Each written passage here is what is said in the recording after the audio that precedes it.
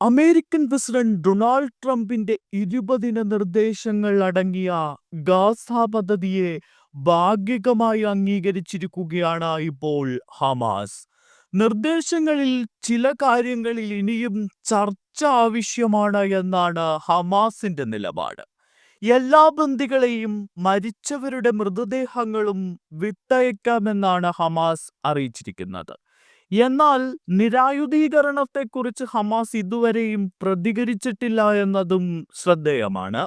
ബന്ദിമോചനത്തെ സംബന്ധിച്ചുള്ള വാർത്തകൾ മധ്യസ്ഥതയിലൂടെ ചർച്ച ചെയ്യാൻ തയ്യാറാണ് എന്നാണ് ഹമാസ് അറിയിച്ചിരിക്കുന്നത്.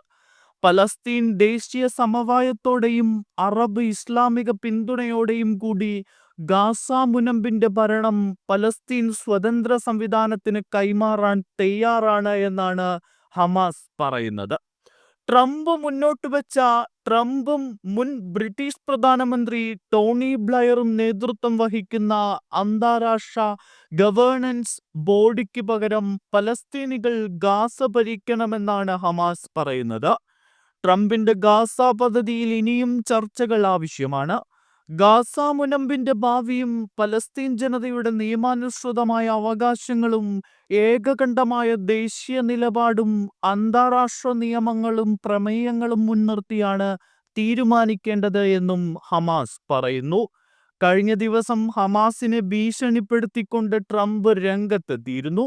ഇതിന് പിന്നാലെയാണ് ഹമാസ് പദ്ധതി ഭാഗികമായി അംഗീകരിച്ച് രംഗത്തെത്തിയിരിക്കുന്നത്. ഹമാസിന്റെ പ്രതികരണത്തെ ട്രംപ് സ്വാഗതം ചെയ്തു. ഹമാസ് ശാശ്വത സമാധാനത്തിന് തയ്യാറാണ് എന്ന് വിശ്വസിക്കുന്നു എന്നും ഗാസയിലെ ബോംബാക്രമണം ഉടൻ നിർത്തണമെന്നും ട്രംപ് നിർദ്ദേശിച്ചു. അങ്ങനെയെങ്കിൽ ബന്ദികളെ പെട്ടെന്നും സുരക്ഷിതവുമായി തിരിച്ചെത്തിക്കാമെന്നും ട്രംപ് കൂട്ടിച്ചേർത്തിട്ടുണ്ട്. എന്നാൽ ഹമാസിന്റെ പ്രതികരണം ഇസ്രായേൽ പ്രധാനമന്ത്രി ബെഞ്ചമിൻ നെതന്യാഹുവിന് അമ്പരപ്പ് സൃഷ്ടിച്ചു എന്നാണ് ഇസ്രായേൽ മാധ്യമങ്ങൾ റിപ്പോർട്ട് ചെയ്യുന്നത്. ഹമാസിന്റെ മറുപടിയിൽ നെതന്യാഹു തൃപ്തനല്ല എന്നും റിപ്പോർട്ടുകൾ സൂചിപ്പിക്കുന്നു.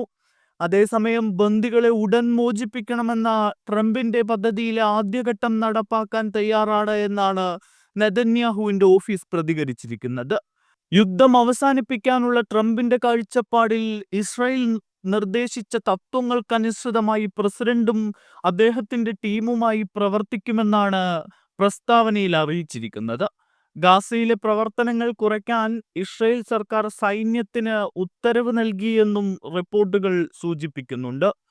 എന്തായാലും ട്രംപിന്റെ മധ്യസ്ഥതയിൽ ഗാസയിൽ സമാധാനം പുലരുമോ എന്നാണ് ലോകം ഉറ്റുനോക്കുന്നത്.